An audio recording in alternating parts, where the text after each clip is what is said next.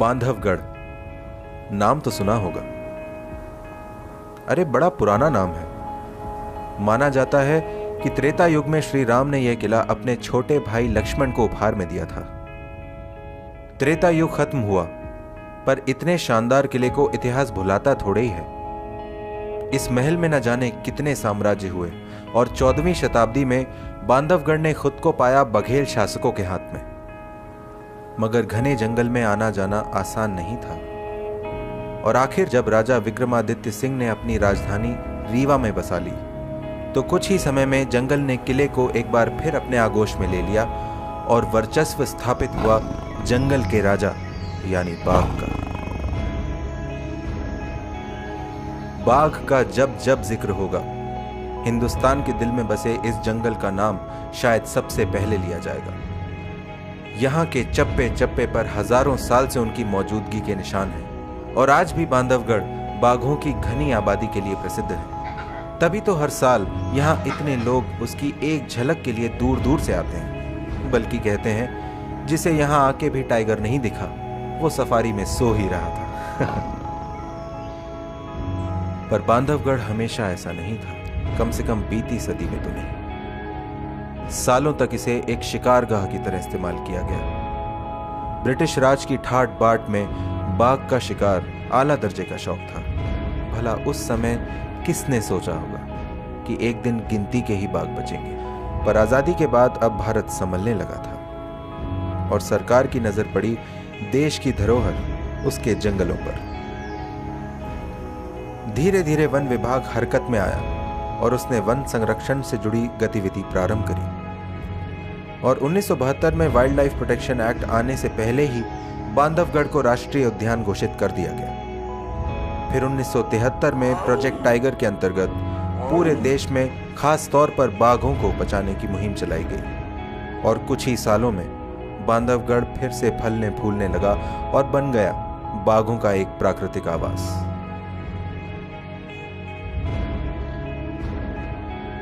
आज पूरे 50 साल हो गए इसे राष्ट्रीय उद्यान बने हुए। शुरुआत में केवल 105 वर्ग किलोमीटर क्षेत्र उद्यान के रूप में लिया गया, जो आज सैकड़ों वर्ग किलोमीटर में फैले कोर एरिया का केवल एक अंश मात्र है। 72 की बात है जब बठान गांव को यहां से विस्थापित किया गया। 1993 में जब इसे टाइगर रिजर्व घोषित किया गया तो साथ ही बचे हुए गांवों के विस्थापन का काम जोर शोर से चलाया गया, जिसमें जन समर्थन ने महत्वपूर्ण भूमिका निभाई। काबिले तारीफ है उन रहवासियों का बलिदान जो अपना घर छोड़ के एक नई जगह अपनी बस्ती बसाने चल दिए। आज जिनकी जिप्सी में हम घूमने आते हैं ना, इनमें से ज्यादातर इन्हीं गांवों के बाशिंदे हैं जिनका बचपन इस जंगल में पैदल ही घूमते बीता है। और तो और लोगों ने सैकड़ों साल पुरानी अपनी मान्यता को भी त्याग दिया ताकि बांधवगढ़ में जंगली जानवर सुख से रह सकें। शेष शैया के रास्ते विष्णु के अवतारों को नमन करते हुए आसपास के गांव से लोग इन प्राचीन मूर्तियों के दर्शन के लिए आज भी आते हैं, लेकिन साल में केवल जन्माष्टमी के दिन बांधवधीश मंदिर स्थित लक्ष्मण के दरबार में। और उतनी ही मान्यता है संत कबीर की, जिनके भक्त यहां कबीर महोत्सव के आयोजन के लिए दूर दूर से पैदल घना जंगल पार करके आते हैं। बात इतिहास की हो रही है और सीता मंडप का नाम ना आए। भगवान श्री राम और सीता के विवाह मंडप सी दिखने वाली इस गुफा को वाइल्ड लाइफ प्रेमी किसी और वजह से जानते हैं। हाँ, यह वही गुफा है जहां सीता को पहली बार देखा गया था। सीता, जिसे बांधवगढ़ की कुलदेवी का दर्जा देना गलत नहीं होगा। जब यह जंगल अवैध कटाई और शिकार के दबाव से जूझ रहा था, तब सीता ने इसे आबाद किया।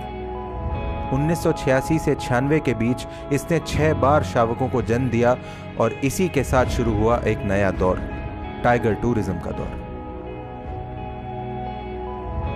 और इसमें इसका साथ दिया चार्जर ने, जो मशहूर था अपने आक्रामक रवैये के लिए। देश विदेश के कई फिल्मकारों ने सीता और चार्जर की कथा दुनिया भर में सुनाई। किसी दंत कथा के नायक सा प्रसिद्ध चार्जर आज सूखे पत्तों की चादर ओढ़े इसी जगह आराम कर रहा है, इस बात से बेखबर, बेफिक्र कि उसका राजकुटुंब आज भी पनप रहा है बांधवगढ़ के कई बाघों के रूप में।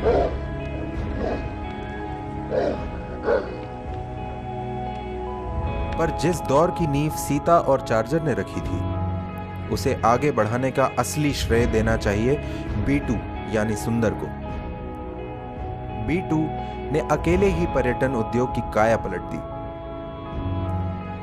इससे पहले कभी भी दुनिया में कहीं भी एक टाइगर को देखने के लिए इतने लोग नहीं आए थे।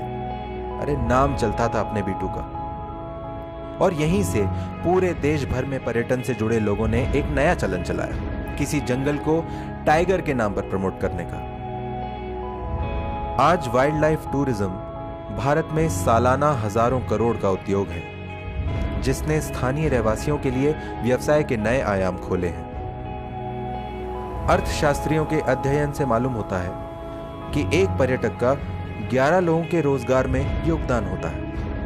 और मध्य प्रदेश वन विभाग की एक पहल के अंतर्गत पर्यटन से होने वाली कमाई में से 1/3 हिस्सा सीधा स्थानीय समुदाय के हित में दिया जाता है। चारों तरफ घनी इंसानी आबादी से घिरे बांधवगढ़ का प्रबंधन वन विभाग और वन्य प्राणियों के लिए रोज एक नई चुनौती लेकर आता है। मगर पिछले 50 सालों में किए गए प्रयासों से गांव के रहवासी और वन विभाग के आपसी तालमेल और सौहार्द ने बांधवगढ़ को वन्य जीवों के लिए एक सुरक्षित वन में विकसित किया है। उम्मीद है आने वाली पीढ़ियां भी अपनी धरोहर को संजो के रखने में हाथ बटाएंगी। फिर वन की रक्षा करते हमारे वन रक्षक तो हैं ही, और उनका साथ देने के लिए जंगल का राजा बाघ, जो युगों से हमारे जंगलों की रक्षा करता आ रहा है। परित्राणाय साधूनां विनाशाय च दुष्कृताम् धर्म संस्थापनार्थाय संभवामि युगे युगे।